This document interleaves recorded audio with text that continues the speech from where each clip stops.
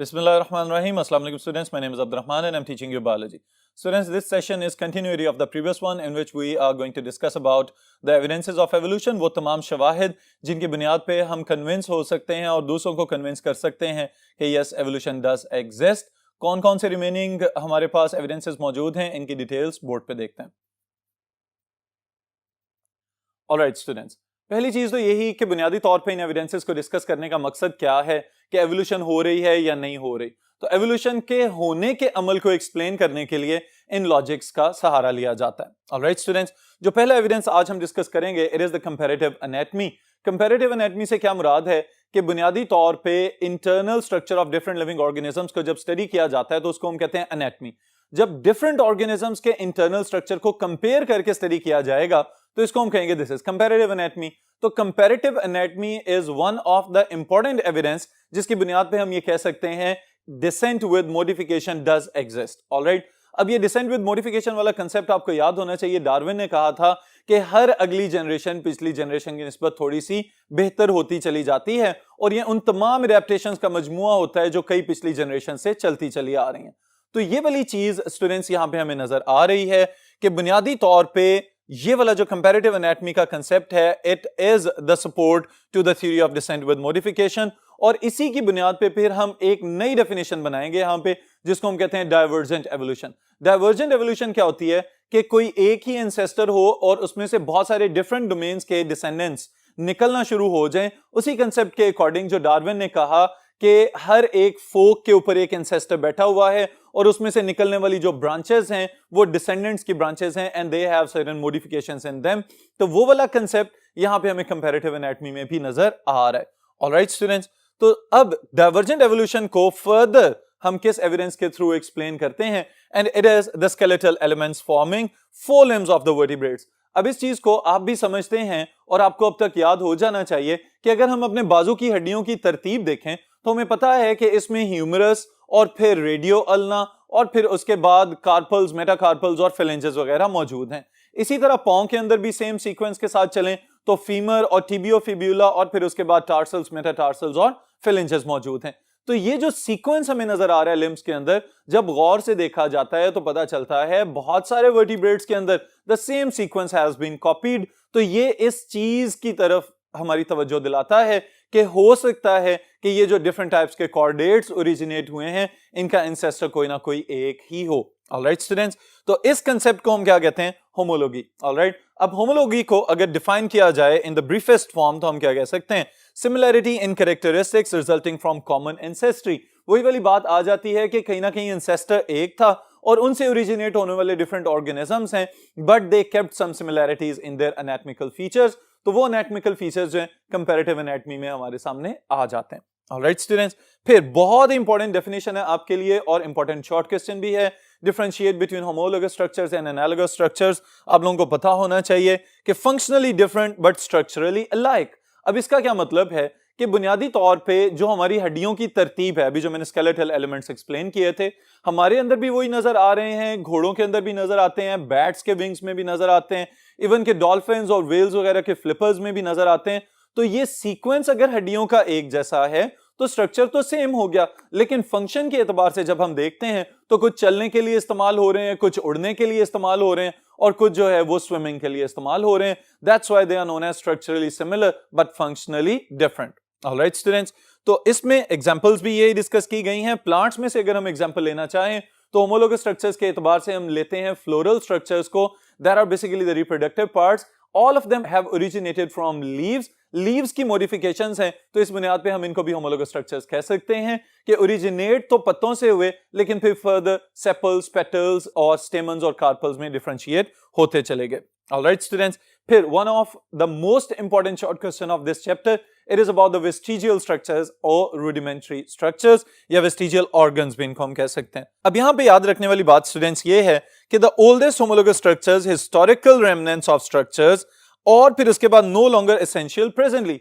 अब इससे क्या मुराद है कि अगर हम मुख्तलिफ लिविंग ऑर्गेनिजम्स के एनाटॉमिकल फीचर्स को स्टडी करते हैं तो हमें पता चलता है कि किसी एक ग्रुप के अंदर तो कोई एक पार्ट कोई काम या कोई फंक्शन परफॉर्म कर रहा था, लेकिन उसी तरह का या उससे मिलता जुलता स्ट्रक्चर किसी दूसरे ऑर्गेनिज्म में अगर नजर आता है तो हम कहते हैं कि it has lost its function but still it is present. तो इस तरह के ऑर्गन्स को, इस तरह के स्ट्रक्चर्स को फिर हम कहेंगे कि these are the vestigial organs और रूडिमेंट्री स्ट्रक्चर्स जो आहिस्ता आहिस्ता रिड्यूस हुए और काम करना छोड़ चुके हैं। इसकी बेहतरीन मिसाल अपेंडिक्स, ऑलराइट, और specially appendix present in the carnivore digestive system, यानी कि अपेंडिक्स को रिलेट किया जाता है with some sort of digestion of cellulose या digestion of green part of the food. लेकिन कार्निवोर्स चूंकि मुकम्मल तौर पे ही गोश्तखोर होते हैं तो उनके अंदर इस वेस्टेज का या इस स्पेशल रिड्यूस स्ट्रक्चर का मौजूद होना इसकी कोई लॉजिक समझ में नहीं आती।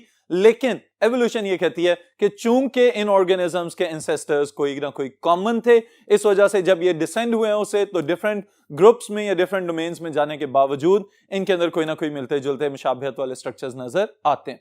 Alright students, other examples of the vestigial organs are,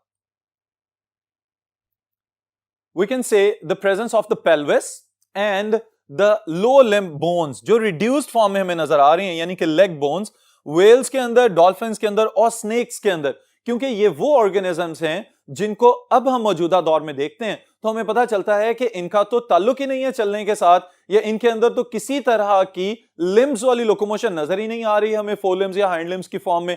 तो इनके अंदर इन हड्डियों का मौजूद होना एवोल्यूशन के एतबार से ये रिप्रेजेंट करता है कि they have a common ancestor as with the other organisms who are using their limbs nowadays. Alright, और फिर इसमें एक और चीज का इजाफा करते चलें कि रिसेंटली साइंसदानों ने ये एज्यूम किया है कि कोई इस तरह का एंसेस्टर डिस्कवर हुआ है कि जो वेल्स के एंसेस्टर्स के तौर पे जाने जाते हैं and they have limbs. Alright students, फिर उसके बाद एक नई चीज यहां पे आ रही है and that is convergent evolution. Students, अब इसको आप फिजिक्स के एतबार से समझें तो कन्वर्ज होना, यानी कोई चीज फैली हुई हो और किसी एक नुक्ते पे इकट्ठी होना शुरू हो जाए, तो इसी को एवोल्यूशन के एतबार से जब हम देखते हैं तो हम कहते हैं कि कन्वर्जेंट एवोल्यूशन ये है कि कोई डिफरेंट टाइप्स के एंसेस्टर्स थे लेकिन उनके आहिस्ता आहिस्ता डिसेंडेंट्स में कोई एक कॉमन फीचर डेवलप होना शुरू हो गया। Alright, this type of evolution is known as convergent evolution. So we can define it evolution of similar features in species of different lineages, यानी ग्रुप्स मुख्तलिफ हैं लेकिन कोई ना कोई फीचर एक जैसा मिलता जुलता हो सकता है। और इसको एक्सप्लेन करते हैं एनालॉगस ऑर्गन्स, और इन ऑर्गन्स को हम किस तरह से डिफाइन कर सकते हैं, they are structurally different but functionally alike due to the convergent evolution. Ancestors बेशक मुख्तलिफ थे लेकिन इन्होंने कुछ स्ट्रक्चर्स इस तरह के डेवलप किए हैं कि जिनका काम एक ही तरह का है, साख्त बेशक मुख्तलिफ है लेकिन फंक्शन एक ही जैसा परफॉर्म कर रहे हैं। और इसकी बेहतरीन मिसाल wings of bats, birds and insects etcetera, all of them they are used for flight, उड़ने के लिए इस्तेमाल होते हैं। लेकिन साख्त को अगर देखें तो मक्खी के पर में और किसी चमगादड़ या किसी परिंदे के पर में there is a big difference in the anatomy. All right students, तो स्ट्रक्चर बेशक मुख्तलिफ है लेकिन फंक्शन इनका सेम है, तो हम इनको कहेंगे these are analogous structures, और इनके इस कॉमन फीचर को हम कहेंगे this is the product of the convergent evolution. All right students, फिर उसके बाद जो नेक्स्ट हम लोग एविडेंस डिस्कस करने जा रहे हैं इट इज स्लाइटली एडवांस्ड, जिसको हम कहते हैं कंपैरेटिव एम्ब्रियोलॉजी।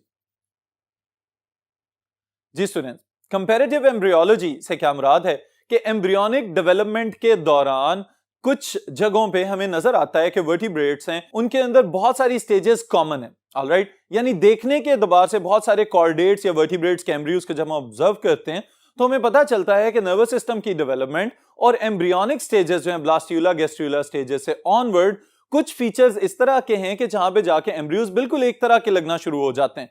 तो उन तमाम फीचर्स में से जो एक फीचर हमने कॉमनली यहां पे सेलेक्ट किया है it is the presence of the gill pouches or also known as the gill slits. All right, ये हमें नजर आते हैं कहां पे, गर्दन की साइड पे during the development of the embryo. तो इस वजह से इनको हमने कहा कि ये lateral side of the neck या किसी एम्ब्रियोनिक डेवलपमेंटल फेज के दौरान गर्दन वाली जगह पे नजर आएंगे, that's why they are known as gill slits. Alright, फिर स्टूडेंट्स इनको अगर हम फर्दर पॉइंट्स में डिफरेंशिएट करना चाहें समझने के एतबार से तो we can say that in fish the gill pouches develop into gills, क्योंकि वो पानी के लिहाज से मॉडिफाई हो चुकी हुई हैं। ये वाली चीज क्या है, डाइवर्सिफिकेशन ऑफ द हैबिटेट्स, कि गिल स्लिट्स मौजूद हैं, गिल पाउचेस मौजूद हैं लेकिन डेवलपमेंट के एतबार से चूंकि उन्होंने पानी के लिहाज से मॉडिफाई होना है तो they will modify according to the aquatic habitat और वो गिल्स की फॉर्म में फर्दर प्रोग्रेस कर जाएंगे।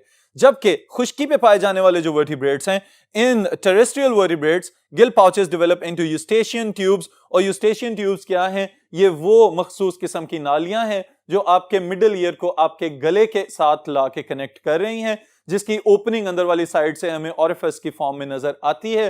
तो ये वाली चीज जो यूस्टेशियन ट्यूब है, बुनियादी तौर पे एम्ब्रियोनिक स्टेजेस में नजर आने वाले गिल पाउचेस की फर्दर प्रोग्रेशन हमें इस फॉर्म में नजर आ रही है कि पानी वाले जानदारों में पानी के लिहाज से कोई फीचर डेवलप हो गया और खुश्की पे आने वाले जानदारों के अंदर ये यूस्टेशियन ट्यूब्स की फॉर्म में हमें नजर आएगी।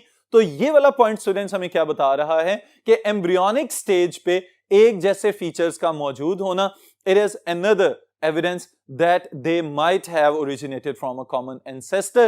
ये वाली चीज it is a strong evidence of evolution for the evolutionists। Alright students, फिर उसके बाद जो next हमने डिस्कस करना है evidence, it is molecular biology। जी students, molecular biology is one of the strongest evidence of evolution। वो किस लिहाज से कि अब चूंकि हम इतनी डेप्थ में जा चुके हुए हैं साइंस की कि हमने चीजों को मोलेकुलर लेवल पे जाके स्टडी करना शुरू किया। तो मोलेकुलर लेवल पे जब जाके स्टडी करते हैं तो हमें पता चलता है कि all the organisms they are composed of some basic molecules like carbohydrates, fats, proteins and nucleic acids. अब इस कंपोजिशन के बाद फर्दर एक बहुत इंपॉर्टेंट चीज जो आप लोग प्रीवियस चैप्टर्स में पढ़ के आ चुके हुए हैं कि सम जेनेटिक कोड्स आर यूनिवर्सल। अब यूनिवर्सल से क्या मुराद है कि कुछ जेनेटिक कोड्स इस तरह के हैं कि जो बहुत सारे डिफरेंट टाइप्स के ऑर्गेनिजम्स में भी कॉमन अमीनो एसिड्स को कोड कर रहे होते हैं। तो ये कंसेप्ट हमें बताता है कि अगर एक तरह के जानदारों में एक जैसा जेनेटिक कोड होता तो कोई और बात थी, लेकिन अगर मुख्तलिफ इकसाम के ऑर्गेनिजम्स के अंदर same genetic code same amino acid को कोड कर रहा है तो they might have originated from a common ancestor. Alright students, फिर उसके बाद एक बहुत अच्छी मिसाल आपकी किताब में दी गई है अबाउट द साइटोक्रोम सी। अब इस चीज को अगर हम समझें स्टूडेंट्स तो हमें पता चलता है कि it is a heme containing respiratory protein. आप लोगों को साइटोक्रोम सी का याद होना चाहिए कि आयरन कंटेनिंग प्रोटीन है। अब ये जो आयरन कंटेनिंग प्रोटीन है electron transport chain of the respiratory process में इस्तेमाल होती है। यूकैरियोटिक सेल्स के अंदर माइटोकॉन्ड्रियल मेम्ब्रेन में नजर आती है और बैक्टीरिया के अंदर उसकी दूसरी मेम्ब्रेन्स में एम्बेडेड फॉर्म में नजर आती है, but it is found only in the aerobic species. Alright, और इसका मौजूद होना बैक्टीरिया से लेके ह्यूमंस तक डिफरेंट डाइवर्सिफाइड ऑर्गेनिजम्स के अंदर इस बात की निशानदेही करता है कि it might have some relationship with a common ancestry. Alright students, अब इसको एक और नजरिए से अगर हम फिट करना चाहें तो हम ये भी कह सकते हैं कि ये तमाम एविडेंसेस जो हम एवोल्यूशन के एतबार से समझ रहे हैं कि they might have common ancestor, तो हम ये भी कह सकते हैं कि all of the organisms present on this planet might have a common creator and that is for sure. Alright students, यहीं पे आज के सेशन का इख्तिताम कर रहे हैं, फिर इंशाअल्लाह ताला नेक्स्ट सेशन में नेक्स्ट टॉपिक के साथ मुलाकात होगी।